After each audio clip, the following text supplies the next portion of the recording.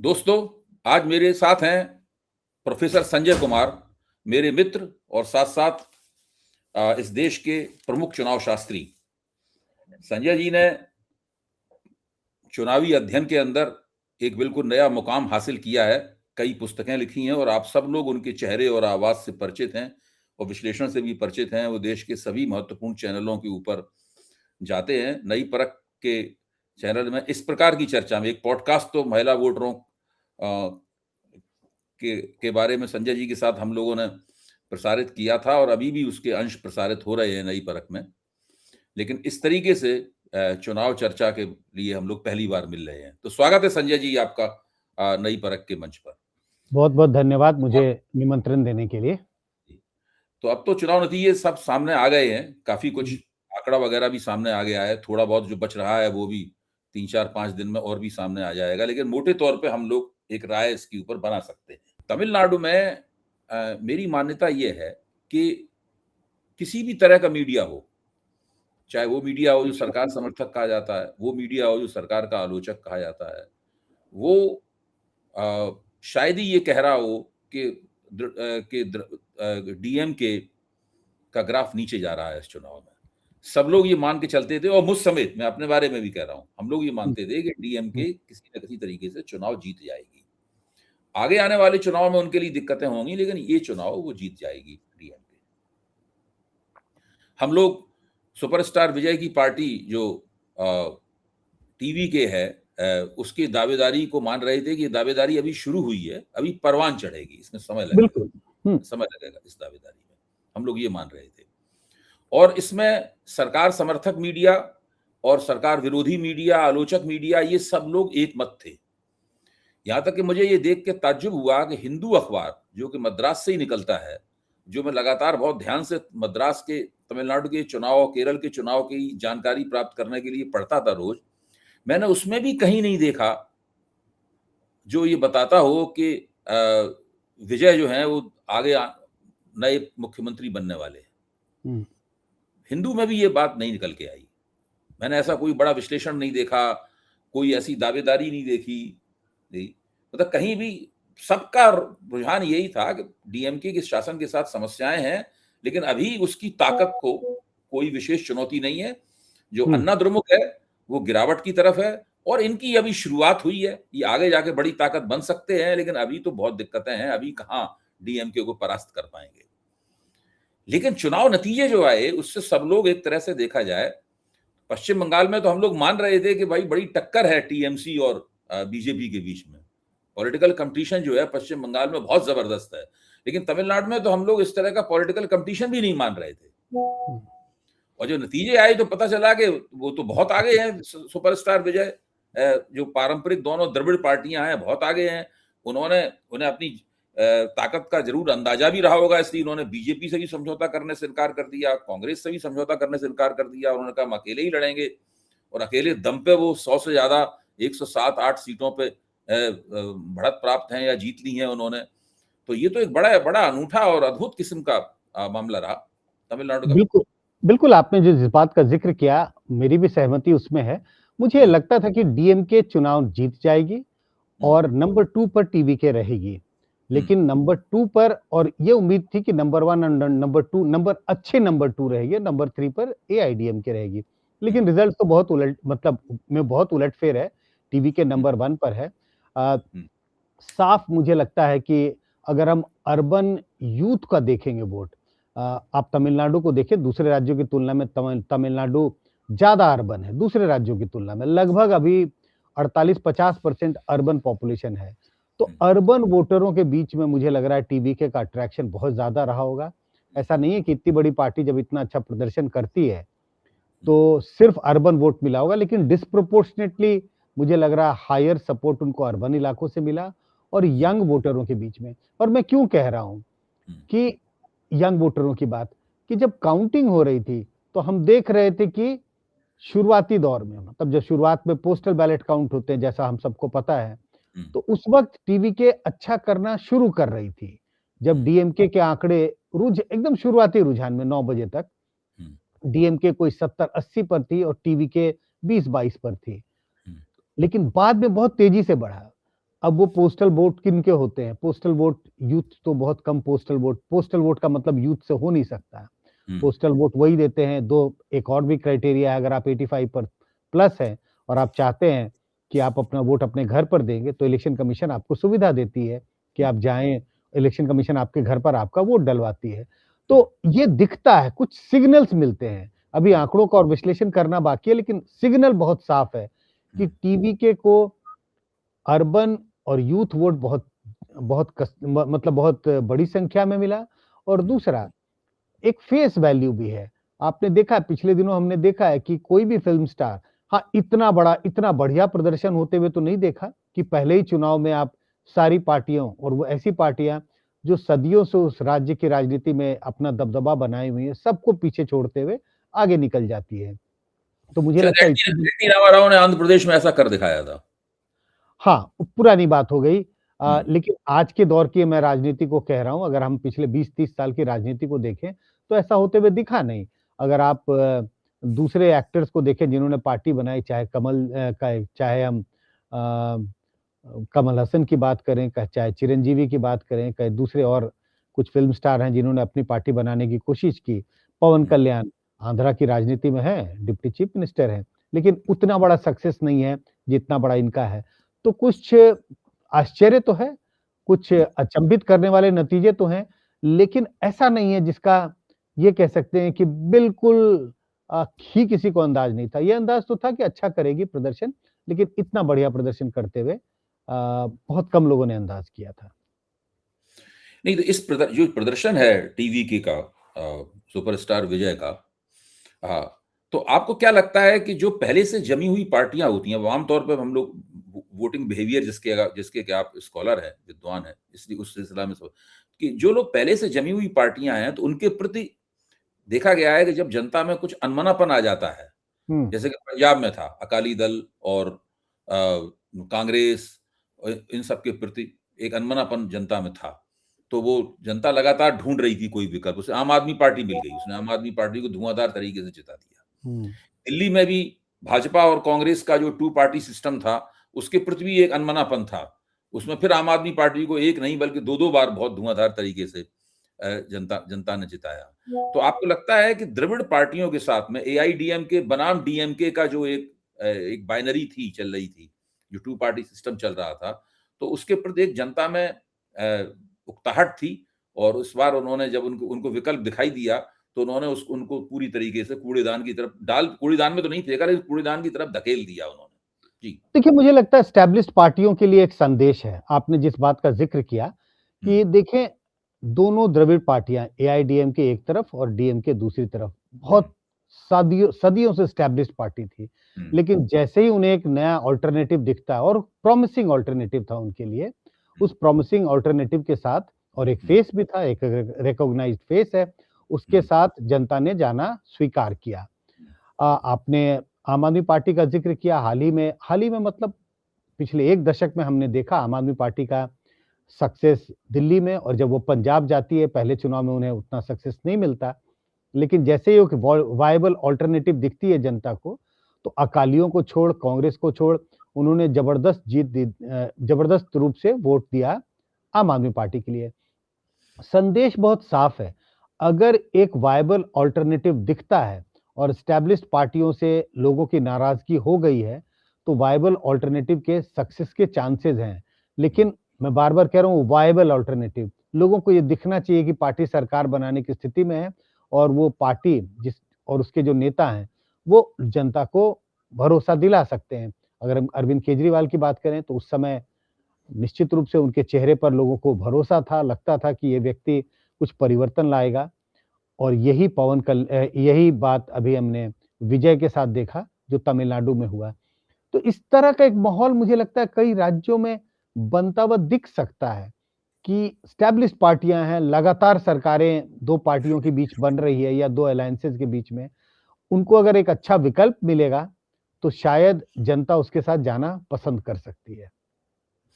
अच्छा, अब एक तीसरा पहलू है इन चुनावों का, 5 राज्यों के चुनाव का, जिसके ऊपर आपसे चर्चा ज़रूरी है, वो ये है कि 1977 के बाद पहली बार ऐसा हो रहा है कि अब देश में किसी कम्युनिस्ट पार्टी की कोई सरकार नहीं होगी। कहीं भी। वरना आमतौर पे या तो पश्चिम बंगाल में सरकार रहती थी उनकी, या फिर केरल में सरकार रहती थी उनकी, और दूसरी भी कई जगहों पर वो भले ही सरकार में ना हो, लेकिन वो एक स्थापित राजनीतिक शक्ति के तौर पर होते थे। वो भले ही उन्हें वोट ना मिल रहे हों, सीटें ना मिल रही हों, लेकिन वो वहाँ के राजनीतिक विमर्श को प्रभावित करने की स्थिति में होते थे। भाई सारे देश में कम्युनिस्ट पार्टी सरकार बनाएगा, ये तो कभी कुछ रहा ही नहीं। एक बार ज्योति बसु को मुख्य प्रधानमंत्री बनाने की चर्चा चली थी, जो खुद सीपीएम ने ही उसको खारिज कर दिया था। उसकी सेंट्रल कमेटी ने ही प्रस्ताव पास करके खारिज कर दिया था कि हम अपने व्यक्ति को नहीं बना सकते, उसको बहुत बड़ी भूल कहा गया। लेकिन आज ऐसी स्थिति है कि पश्चिम बंगाल में कम्युनिस्ट पार्टी बिल्कुल खत्म हो चुकी है, ना के बराबर ही उसका 1 सीट उन्होंने जीती है इस बार केवल। केरल में वो सत्ता से बाहर हो गए हैं। अब देखना पड़ेगा कि तेजी के साथ उनका प्रभाव सिकुड़ता है या वो एक मजबूत ताकत बने रहते हैं, क्योंकि केरल में एक मोर्चे के तहत वो ऑपरेट करते हैं। दूसरे राज्यों में भी, केंद्र में भी, कहीं भी कम्युनिस्ट पार्टी चुनाव जीतना तो दूर, राजनीति को जो वो प्रभावित करती थी अपने रणनीतिक चिंतन से, अपने टैक्टिकल सलाह मशवरे से, और जो राजनीतिक विमर्श होता है उसमें हस्तक्षेप करके जो प्रभावित करती थी, वो स्थिति भी उनकी चली गई है। तो इस तरह से देखा जाए तो भारत जो है, भारतीय राजनीति कम्युनिस्ट मुक्त राजनीति बनने की तरफ जा रही है। ये खतरा मौजूद है।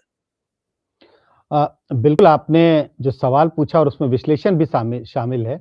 अगर हम देखें बंगाल का, तो बंगाल में एक समय लंबे समय तक 33-34 साल तक कम्युनिस्ट पार्टी की रूल रहा। फिर वो 5-7 साल तो ऐसा लगा कि वो मुख्य विपक्षी पार्टी थे, तृणमूल कांग्रेस का सरकार में आई, लेकिन वो मुख्य विपक्षी पार्टी रहे। धीरे-धीरे देखें कम्युनिस्ट पार्टी जो है सारी सीपीएम, सीपीआई और जितनी तमाम कम्युनिस्ट पार्टी हैं बंगाल में, वो सिकुड़ गई। आज वो 3-4% वोट की पार्टी रह गई है। त्रिपुरा की बात करनी चाहिए हमें। त्रिपुरा में भी जबरदस्त रूप से उनका प्रदर्शन रहता था और उनकी सरकार रहती थी। आज त्रिपुरा से भी वो लगभग गायब है, सरकार में नहीं है। और आज हम केरल की बात कर रहे हैं। केरल में अभी हाल ही में चुनाव हुए, सिर्फ उनकी हार ही नहीं हुई है, करारी हार हुई है। लगभग मुझे लगता है कि 8, 9 या 10% का फासला है वोटों का, और सीटों का बहुत बड़ा फासला है। कांग्रेस 100 से भी, यूडीएफ 100 से भी ज़्यादा सीटें लेके आई है। नॉर्मल अगर अमूमन देखेंगे वहाँ के केरल के चुनाव में, तो 4-5% का फासला रहता था। कभी-कभी तो 1.5-2% के फासले पर ही यूडीएफ और एलडीएफ के वोटों का अंतर रहता था। लेकिन इस बार का जो चुनाव है, उसमें न सिर्फ यूडीएफ सरकार बनाई है, बल्कि एक बड़ी जीत हासिल की है यूडीएफ ने। तो जिस बात का आप हिंट दे रहे हैं, मुझे लग रहा है हमसे ज़्यादा पार्टी को चिंता होनी चाहिए। उन्हें ये समझना चाहिए कि आज लेफ्ट पार्टीज़ की, कम्युनिस्ट पार्टियों की क्या स्थिति है देश में, और हम बंगाल की, त्रिपुरा की और केरल की चर्चा कर रहे हैं। कुछ अन्य राज्यों में भी कुछ पॉकेट्स हुआ करते थे। बिहार में भी कुछ सीपीआई, सीपीआई-एमएल का पॉकेट्स होता था। एक समय में वो तकरीबन 17, 18, 20 सीटें उनकी होती थी असेंबली में, लेकिन वहाँ से भी वो धीरे-धीरे गायब हो रहे हैं।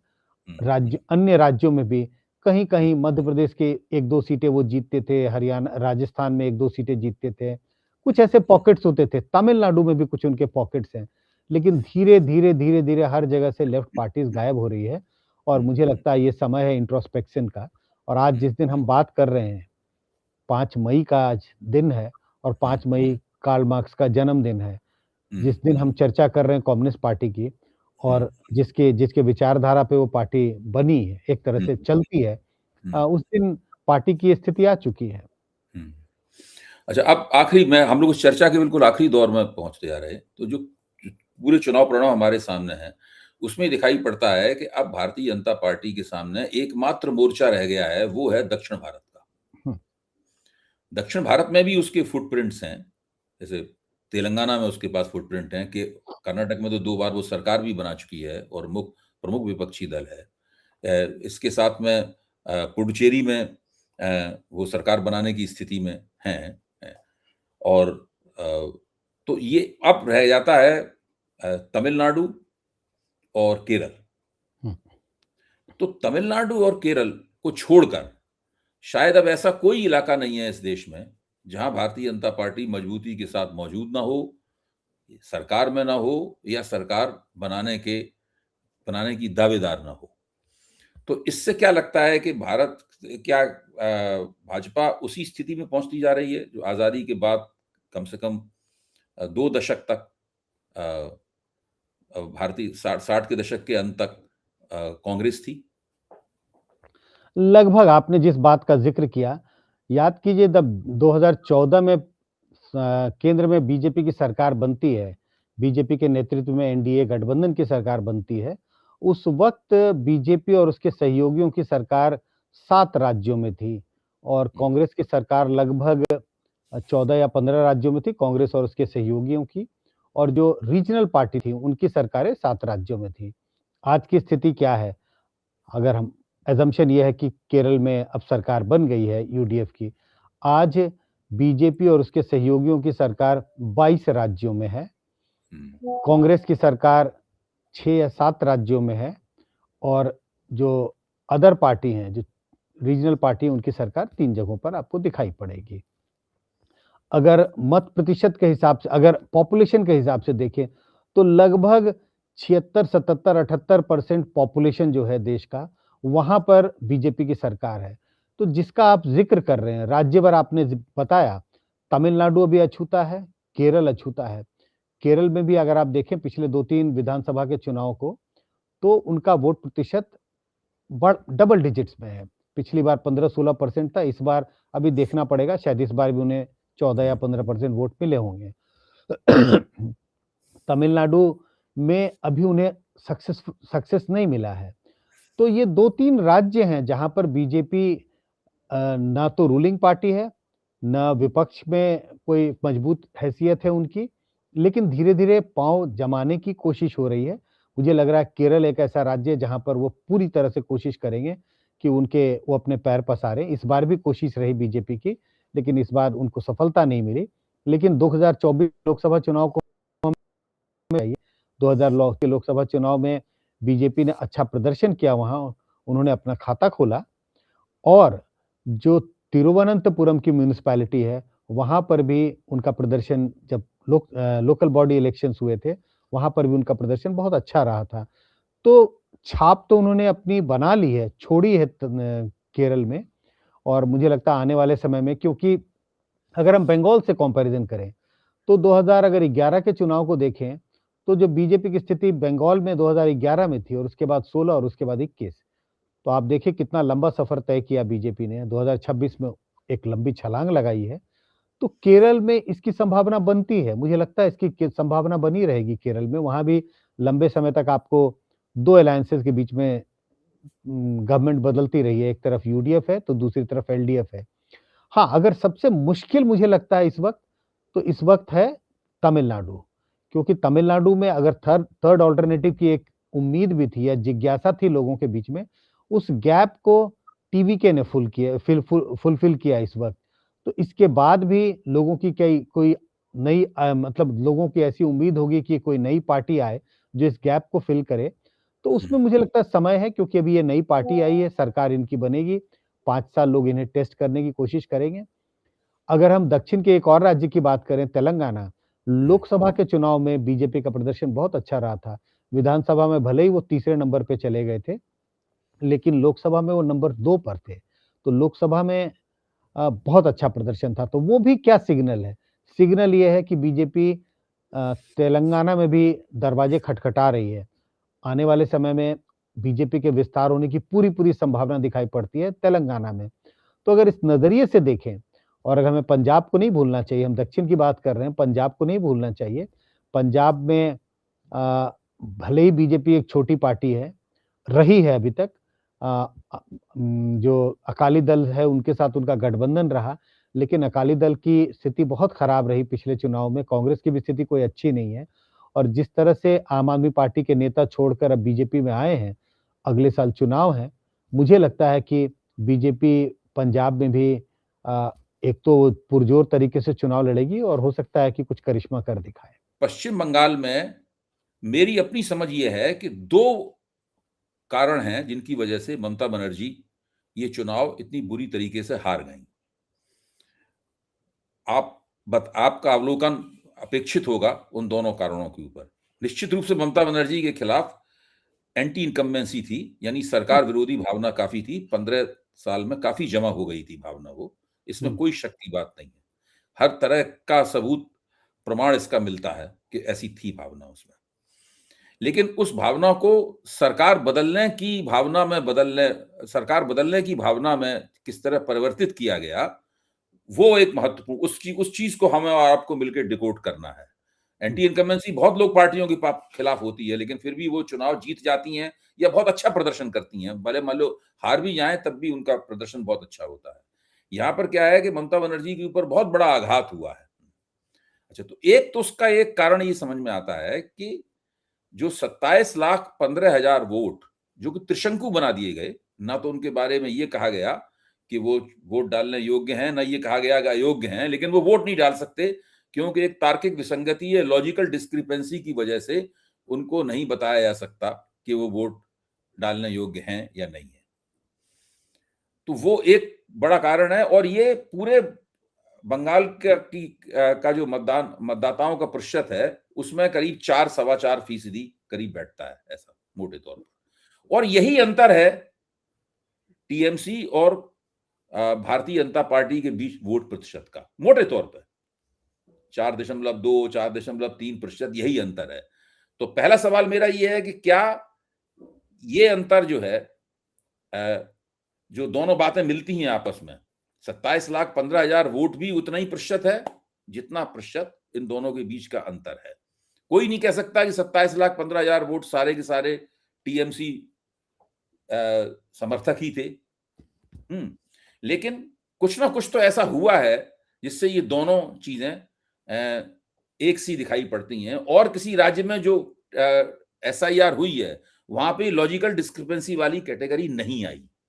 ये बंगाल के लिए विशेष रूप से ये कैटेगरी ईजाद की गई है।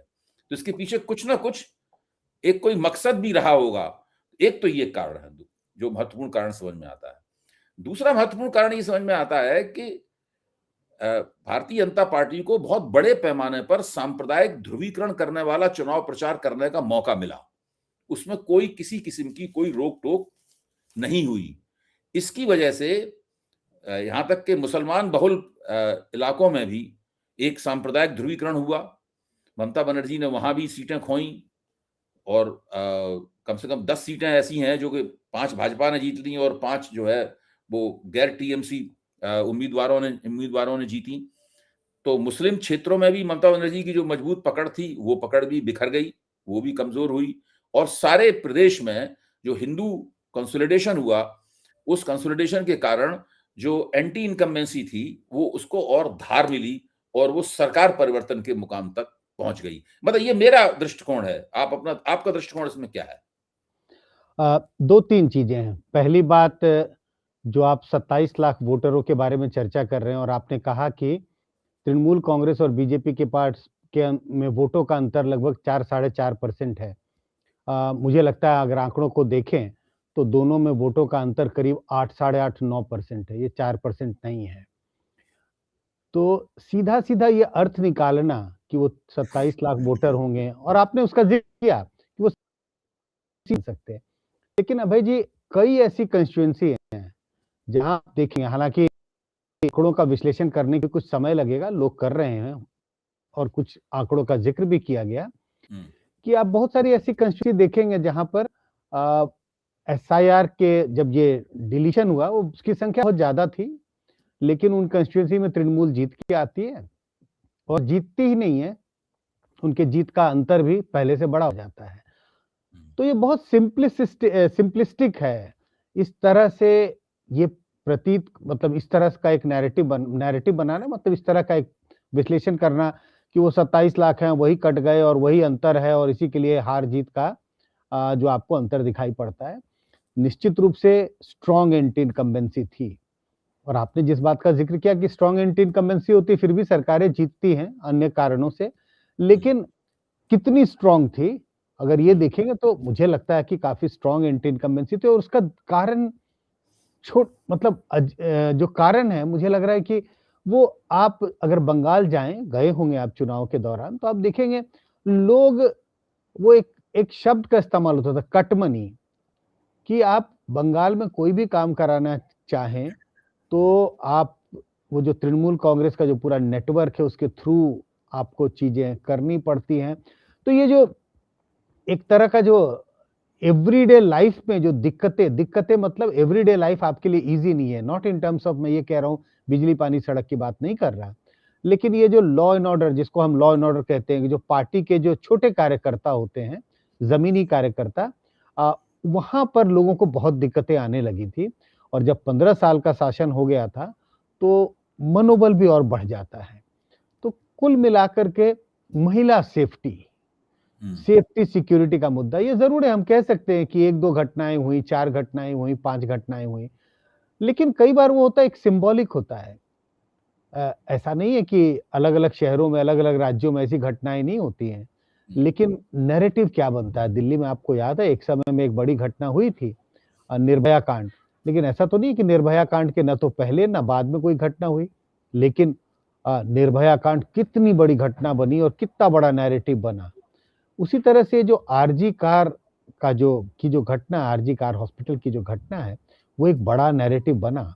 तो सेफ्टी सिक्योरिटी और खासकर वुमेन सेफ्टी सिक्योरिटी का एक बड़ा मसला वहाँ पर था और मुझे लगता है अगर महिलाओं का वोट देखेंगे, तृणमूल कांग्रेस को पहले बड़ी संख्या में मिलता था। निश्चित रूप से महिलाओं के वोट में तृणमूल कांग्रेस कमी आई होगी, तृणमूल कांग्रेस के पक्ष में जो गया होगा। मैं ये नहीं कह रहा कि सारा का सारा महिला वोट उनसे चिटक गया, लेकिन अगर कंपेयर करेंगे पुराने चुनाव से, तो निश्चित रूप से आपको अंतर दिखाई पड़ेगा। जो दूसरा आपने कहा पोलराइज्ड इलेक्शन, मैं कहूँगा ये मोबिलाइजेशन है। एक तरफ बहुत आप पुराने चुनाव को देखें तो बहुत साफ दिखाई पड़ता है कि मुस्लिम वोट जो रहा है वो तृणमूल कांग्रेस के पक्ष में जाता रहा है और आप देखें जो बीजेपी के तमाम नेता हैं, लोकल नेता हैं, उस बात का खुल के कहते हैं कि मुस्लिम वोटर जो है वो एक तरफ झुका हुआ है। तो नेचुरल है इनका प्रयास रहा कि हिंदू वोटर जो है उसको ये संदेश दिया जाए, ये बताया जाए कि कैसे एक समुदाय का वोटर गोलबंद है एक पार्टी के पक्ष में।